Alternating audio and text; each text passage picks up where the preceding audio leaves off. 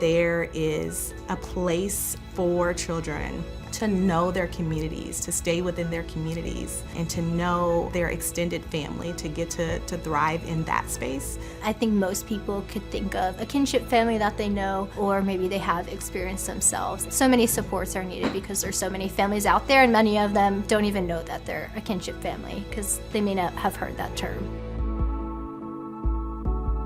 Kinship care is when a relative or a family friend or someone who has a previous connection to a child in some way steps in to be their primary caregiver when the birth parent may not be able to, or they may need assistance in caring for the child.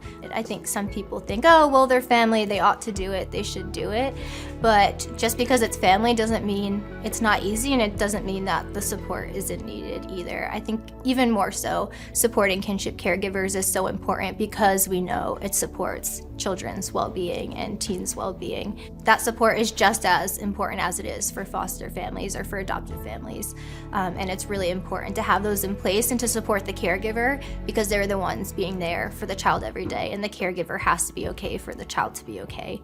We want to make sure that families know that they're not alone, that they don't have to go it alone. Sometimes we see barriers in accessing support groups. So we have some ways to look at and assess the domains that families are looking for help in. We're in every county of the state, and so I think that helps us partner with local organizations. But most of all, I think it's just listening to those needs that are happening. There's a lot of emotions that can come along with it. Of course, there is gratitude for being able to step into that role, but also feelings of guilt can come up, feelings of shame, feelings of frustration, feelings of grief, maybe grieving the life that you thought you would have, or grieving the grandparent role and now having to be the parent role. The children are also going through a lot at the same time, especially if they've experienced trauma and they're adjusting to a new environment. So kinship care, it's just so much at once, and it continues to be a lot. It's a yes. That is one yes, often made in like a 20-minute time period, which is really crazy to think about. System supports are so important. Professional supports are so important. We all need to come together, but having a peer and community can really help with feeling empowered and knowing that others are going through it and others have made it through it as well. I decided to step into the role of full-time grandparent because I did not want my granddaughter to stay in foster care. My relationship with my granddaughter early on was strained. She was dealing with processing, not living with her parents, and now she's living with grandma. We would come home and argue about cleaning the room or picking the socks up or whatever the things are. But I think in the last 18 months or so, since she's lived with me, we've come to, I think, understand each other a little better and kind of give each other a little bit of room to mess up. Like, grandma's not perfect. My granddaughter's not perfect. So I think we're learning, we're not there yet, but I think we're learning how to get along better. I love her because she's like nice to me and she does like a lot of stuff for me. And like, even though I like get mad at her sometimes, like she just like the next day it's all right, or like an hour after. And I love her because she helps me be better. She helps me learn and discover things about myself that I didn't even know I needed. I think one of the greatest impacts that we have seen as we are coming along families, I think for the 5th year now, is this opportunity for awareness, that they know that they can turn to something and someone, that it is going to be a physical person on the other side of that phone. When they call us, they're able to tell their friends about us. They're able to speak to some of the challenges that they're seeing at the community level.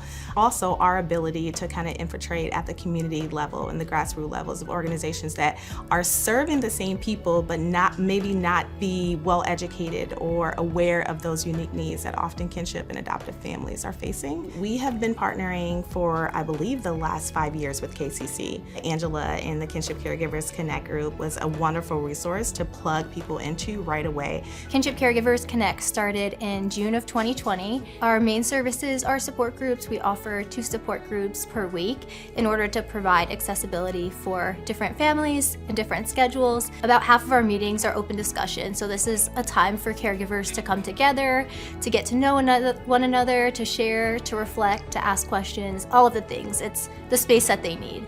And then the other half of the meetings, we provide psychoeducational support. So we actually bring in speakers from throughout Ohio to talk about different topics. And I always joke, you never run out of topics with kinship care because there's just so much to cover. But we learn together in community. We also provide in-person gatherings twice per year.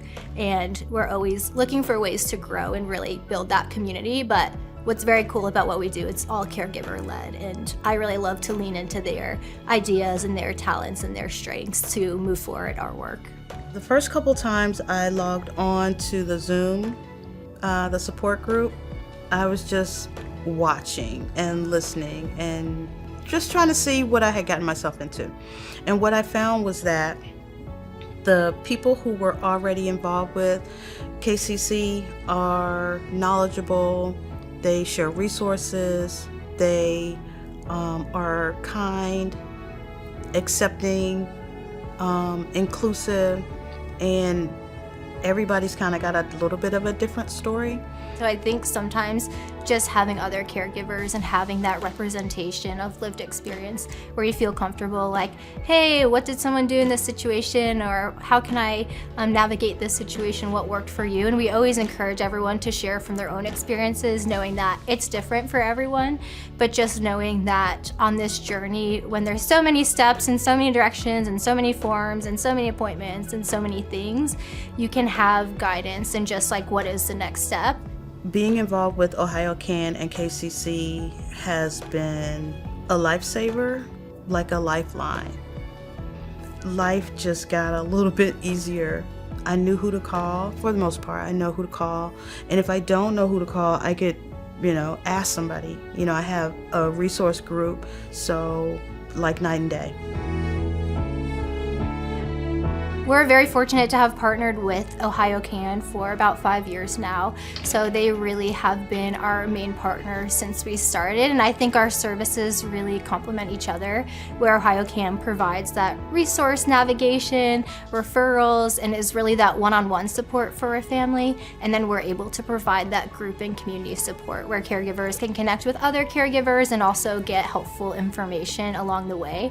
So Ohio Can is always referring people to KCC. We're always referring people back to Ohio Can. Truly, we couldn't do it without the partnership, but I think both of us having statewide, virtual, accessible models really work well together, and we're able to really bring our strengths together to be a supportive community for kinship families.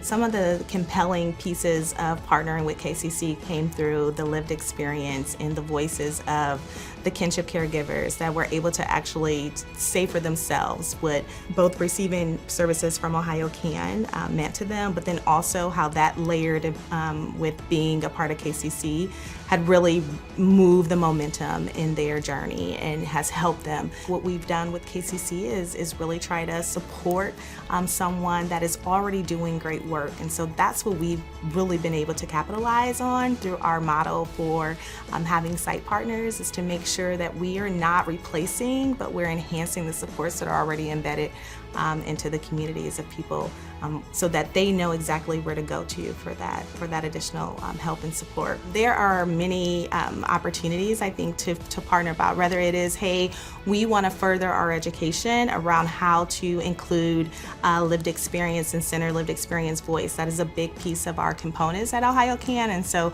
we're happy to bring other agencies into that work and allow them to learn from us. We just tell people to give us a call and we'll find a space for you. Kinship care is so common. There is likely someone in your life or someone that you know or someone who knows someone, or maybe even yourself, who could relate to kinship care. And like I said, probably doesn't even know the term, but just for kinship caregivers to know that support is out there and we're here when you're ready, and we can meet caregivers where they are. And Ohio Can also meets caregivers where they are, so the door is open and we're ready. If I could talk to my old self before my granddaughter came to live with me, I would tell myself that everything's going to be okay. When we don't get along, despite when she's sick or I have to take her to urgent care, that we're going to be okay. Like if she misses a day of taking her vitamins, she's going to be okay. That's what I would tell a kinship caregiver, that it's going to be okay. We are a kinship family. We are a kinship family. We are a kinship family. We are the kinship family. We are a kinship family. We are a kinship family.